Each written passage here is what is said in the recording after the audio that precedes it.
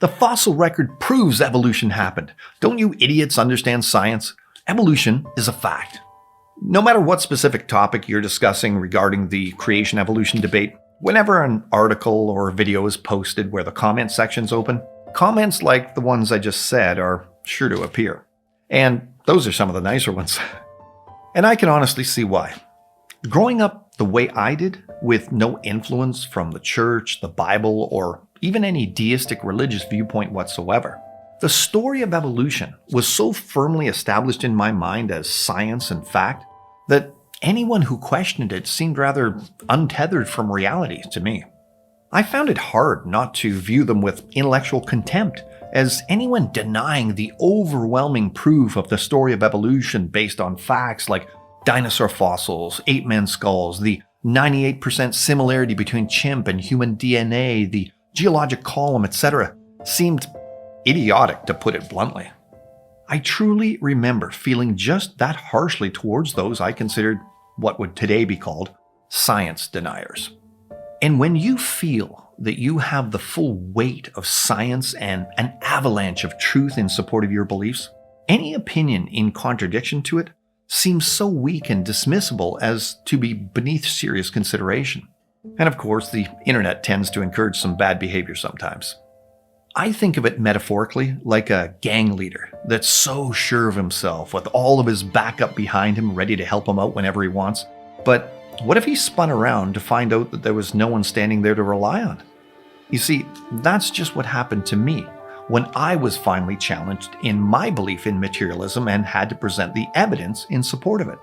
And when I was asked what the best proofs of evolution I could muster were, I turned around with all this cockiness and confidence I could portray and found out that many of the proofs I'd put my faith and trust in had disappeared without me knowing it. A hallmark of evolutionary thinking is the idea of change over time. And this notion certainly plays itself out whenever someone asks the question, what are the best proofs of evolution? Especially if we were to do so throughout history. What if we were to do that from way back in the day all the way up to the 2000s?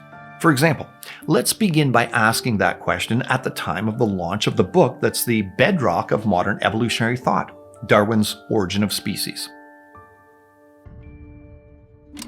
Well, in 1859, you might have been presented with Neanderthal man as proof of our evolutionary ancestry, even though they'd been found 4 years earlier and had already been declared fully human by a professional anatomist. However, the release of Darwin's book fueled the search for fossils of imagined ape-like ancestors of man in the evolution-believing community. And lo and behold, 4 years later, Irish geologist William King decided to re-examine the fossil skull of Neanderthal man and promptly decided that he was an ape-like creature. And many variations of this idea were propagated as science and fact for well over 150 years afterwards. Today, of course, evolutionists have admitted their true humanity, which is why they're designated as Homo, which means human, Neanderthals. And definitive confirmation comes from no less than Dr. Eric Trinkhaus, an evolution-believing paleoanthropologist, considered one of the world's foremost authorities on Neanderthal man, who's concluded, detailed comparisons of Neanderthal skeletal remains with those of modern humans have shown that there's nothing in Neanderthal anatomy that conclusively indicates locomotor, manipulative, intellectual, or linguistic abilities inferior to those of modern humans. Now, obviously, humans evolving into humans isn't exactly proof of evolution, so you can scratch them off the list, as Neanderthals certainly aren't proof positive of evolution anymore. However, moving on to 1861, you may have finally found yourself presented with some rock-solid proof in the form of a missing link between dinosaurs and birds, called Archaeopteryx. Good old Archae was used for decades to convince people that a true transitional fossil between lizards and birds had been found. But alas, in 1977, an admitted true bird was found which dates, according to evolutionist methods, at 60 million years older than Archaeopteryx, which means Archae couldn't be the transition to birds from lizards if birds already existed. Professor John Ostrom of Yale acknowledged, we must now look for the ancestors of flying birds in a period of time much older than that in which Archaeopteryx lived. Indeed, far from being some unique dino bird, Archae shared much of its supposed unique anatomical structures with true birds that exist today, like the South American hoatzin, for example. So much for Archaeopteryx as undeniable proof of evolution.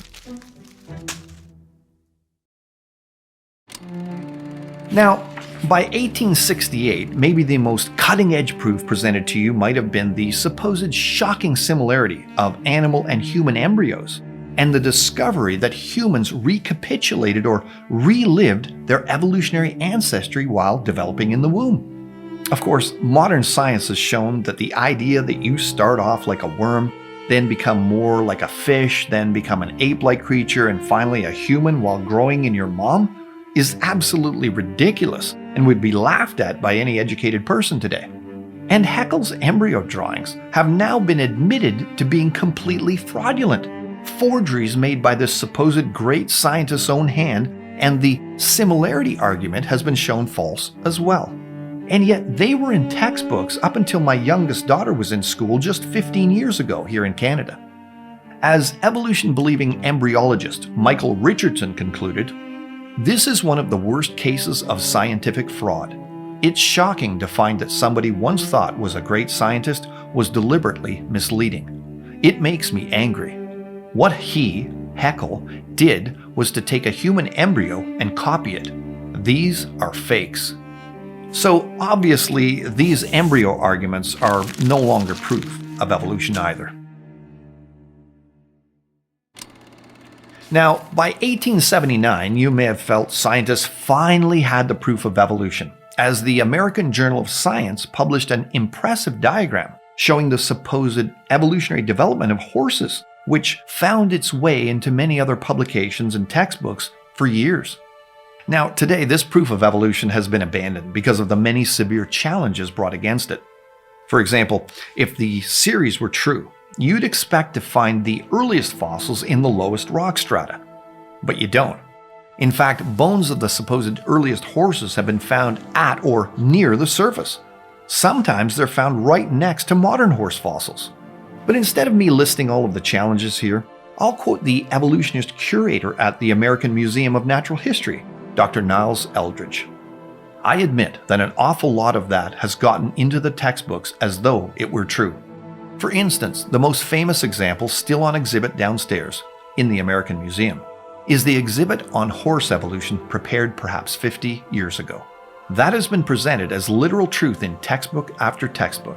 Now I think that's lamentable, particularly because the people who propose these kinds of stories themselves may be aware of the speculative nature of some of the stuff.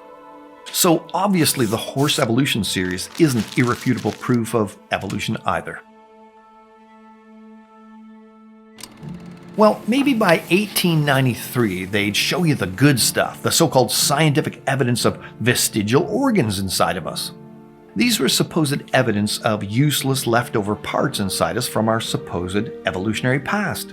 And by this time, evolution-believing scientists like German anatomist Robert Widersham was claiming that our bodies contained over 86 of these useless organs, including the thymus, tonsils, adenoids, valves and veins, the parathyroid, and the pineal and pituitary glands.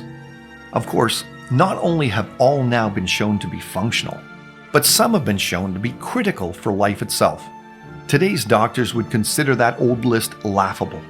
And over the years, the list of so-called vestigial organs has shrunk to a handful of highly questionable examples, even within the evolutionary community itself. Even the most commonly touted of all, the appendix, is now recognized as a highly specialized organ with a rich blood supply that manufactures several types of antibodies. It's not some useless relic. And it's not just the fact that these vestigial organ claims kept getting knocked off the list. It's the fact that the whole concept itself is a terrible proof of evolution to begin with. Ultimately, evolution is about how supposedly new structures, forms, functions, and features came to exist, not about the degeneration of existing structures over time. Something that used to have a function but no longer does is no direct help to the story of evolution. So these once great proofs of evolution have ended up in the dustbin as well. Now, by 1912, you'd finally have been shown some truly dynamic fossil evidence found in a gravel pit near Piltdown in England. The skull of an ancient ape man dubbed Piltdown Man was presented as overwhelming proof of our evolutionary ancestry. And for 40 years, this supposed proof was displayed in museum exhibits and textbooks as proof positive that human beings had descended from ape-like ancestors, with hand-drawn scientific images of what the creature must have looked like. But once again, 4 decades later, the evidence was re-examined and revealed as a fraud. It wasn't even a good fraud, as you could easily see how the teeth from a jawbone had been filed down to make them look more human, and the bones had been chemically treated to make them look very old. It was simply a combination of an old human skull and a modern ape jawbone stuck together. So much for that proof of evolution.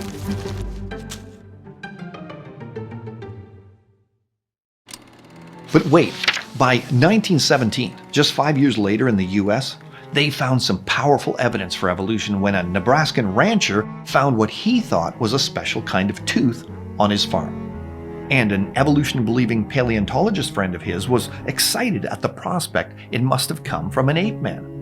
And after an artist applied a healthy helping of evolutionary imagination to his picture, he produced a portrait of Nebraska Man, a hairy ape man, along with his ape woman wife in a scientific journal.